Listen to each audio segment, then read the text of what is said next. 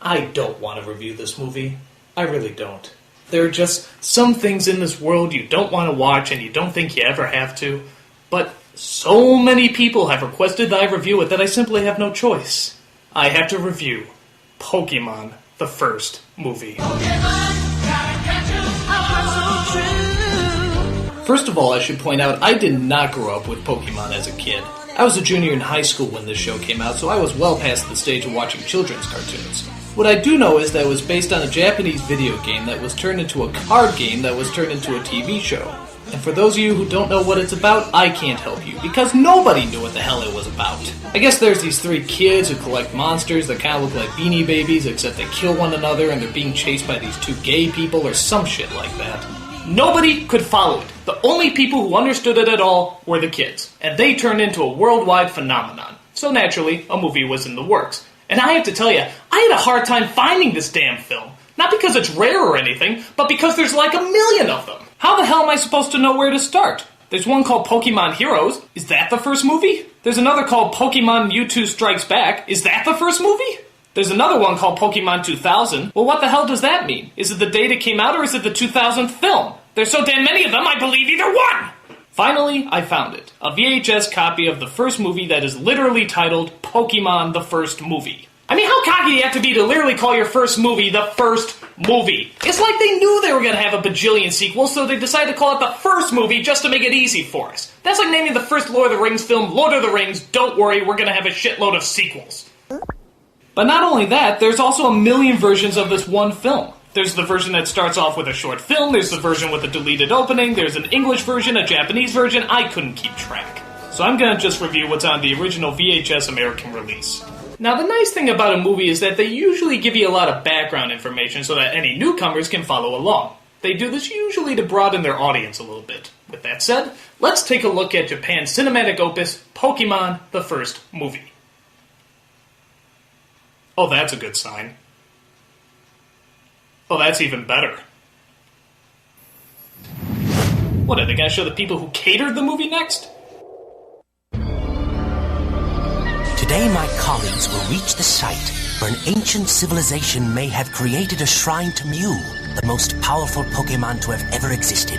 Okay, what's a Pokemon? Giovanni is financing the expedition. Who's Giovanni? All he wants is to control the most powerful Pokemon the world has ever known. What are those things? I, of course, want something more. Who are you? Our team is bringing back what we believe to be a Mew fossil. Where are we? Perhaps then I can unlock the secret to restoring life itself. What, you mean like bring people back from the dead and stuff?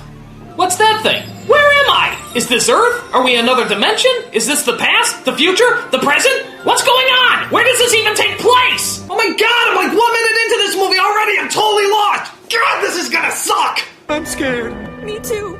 Okay, so they never really tell us what a Pokemon is, but from what I can gather, they're kinda like little monsters that you capture and use for fighting. The way they capture them is that they throw some kind of magical ball that shrinks them down so that you can fit them in your pocket. Kind of like a pocket monster or something. In fact, they should have just called it Pocket Monsters. That at least would make a little bit more sense, but apparently Pokemon is the Romanized contraction of the Japanese word, which translates out to... Oh, you gotta be kidding me. It actually translates out to Pocket Monster? Why didn't you just call it Pocket Monster then? I know what a Pocket Monster is. It's a monster that fits in your pocket. Easy! Why don't you keep Pokemon? That's ridiculous! Nobody knows what a Pokemon is! It sounds like something a Jamaican shouts out when he wants to play cards. Hey, would you like to play some Pokemon? So the story is about the clone of the most powerful Pokemon in the world called Mew. The clone's name? Mewtwo. Mew and Mewtwo. So Mewtwo was cloned from Mew. What is this, a Dr. Seuss book? He's upset because apparently he doesn't like being a clone. So he blows up the laboratory with all the innocent scientists burning alive inside. You know, for kids! Later on, another man tries to take him under his wing to teach him how to focus his powers. But that doesn't go over well either. After his little temper tantrums, he decides to set out and destroy all of humanity and Pokemonity alike. Why? Because the world is dark, cruel, meaningless, and can't conjure up better writers to create a better backstory. That's progress. Meanwhile, on the other side of wherever this all takes place, we come across our three main characters, Misty, Brock, and Ash, a Pokemon trainer. who I think would be a lot cooler if he was more like the Ash from the Evil Dead movies. Swallow this. Now, I've heard a lot of people complain how these three characters have absolutely no personality, but I think they have plenty of personality. For example, Brock has the personality of mud, Misty has the personality of motor oil, and even Ash has the distinct personality of sandpaper.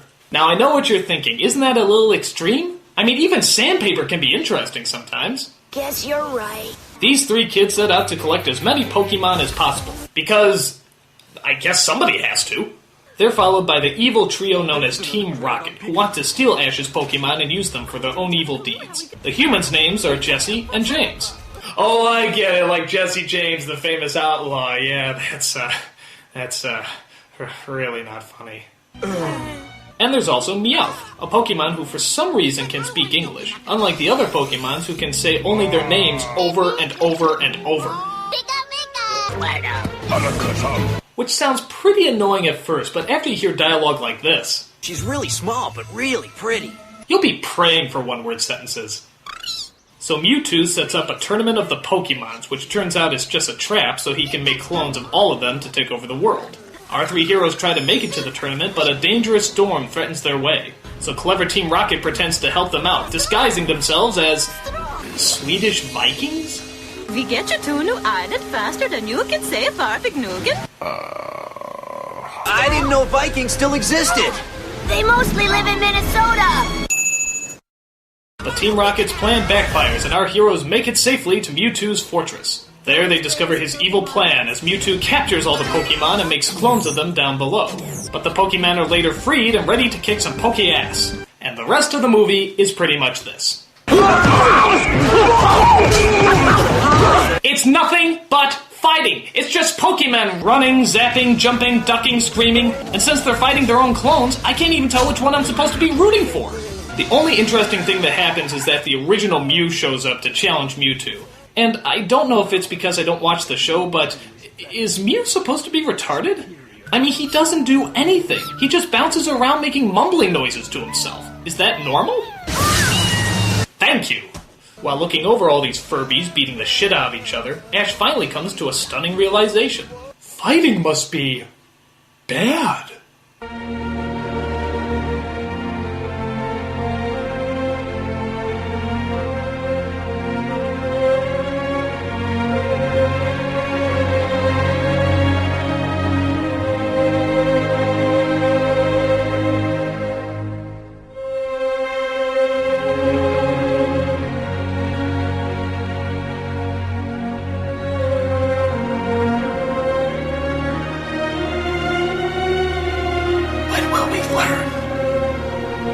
Oh, even Pikachu is getting horribly beaten. No, Pikachu, no! Stop hitting yourself! Stop hitting yourself! Talk about self-abuse! So what are we supposed to learn from this onslaught of violence? This just proves that fighting is wrong. Yes, violence is never the answer in any situation. Pokemon aren't meant to fight. Not like this. Oh, you're still going, sorry. What can come out of it? Nothing but pain. You done? Okay. So after we discover that... Why can't you two understand it's not right to force Pokemon to battle this way? They're all living creatures. Now I can see how horrible fighting really is. Even the best of friends will fight sometimes. Maybe if we started looking at what's the same instead of always looking at what's different, well, who knows? Someone's gotta take a stand. Someone's gotta say no. I was prepared for trouble, but not for this. Okay, seriously, you done? Are you sure? There's no other obvious life lessons you want to cram into our heads?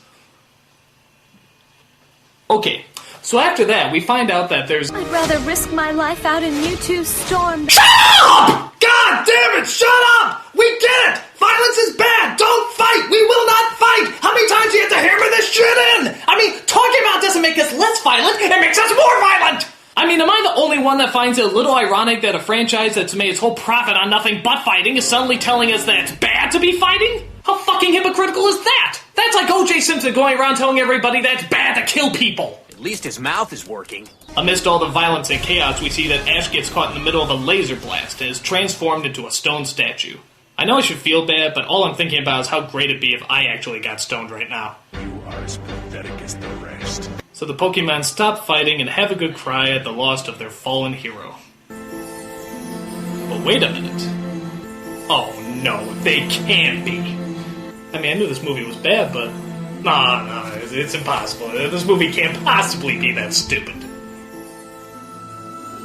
Oh my god, they are! They're using their tears of unfathomable sadness to bring their fallen hero back to life. Suck my balls. I mean, how more cliched can you possibly get? And on top of that, what kind of lesson is that to teach your kids? If you cry hard enough, dead people will come back from the grave? Bullshit! I mean, in a Disney film at least, when somebody is dead, they stay dead. I mean, how would you like it if in Lion King you heard somebody say, "Don't worry, Simba, if you cry hard enough, your father will come back from the grave."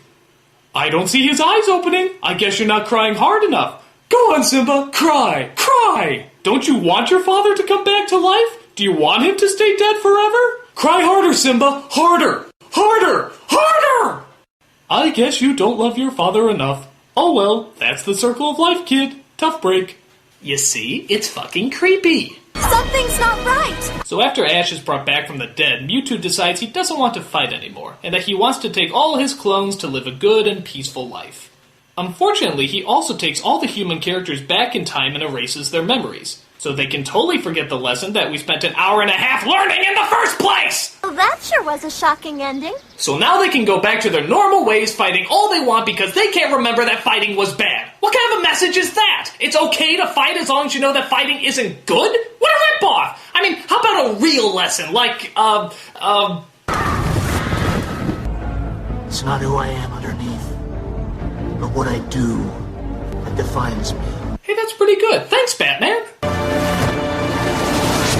What a nice guy. But he has a point. Just because you know something is bad doesn't excuse you from doing it. A real lesson from a real hero. No way! Bottom line, this movie is stupid. It's stupid because it's boring because it's confusing, and it's confusing because it's stupid. Even the moral makes no fucking sense. So how am I supposed to trust the rest of it? I never watched Pokemon, and I'm glad I never did. We had good shows in our day. Like the one about the mutant reptiles who ate pizza and practiced ninjutsu. Or the one about the 3 chipmunks who got together and got their own rock band going. Or the one about the bears who make people feel better by shooting hearts out of their stomachs. Those were the days! I'm the nostalgia critic. I remember it so you don't have to.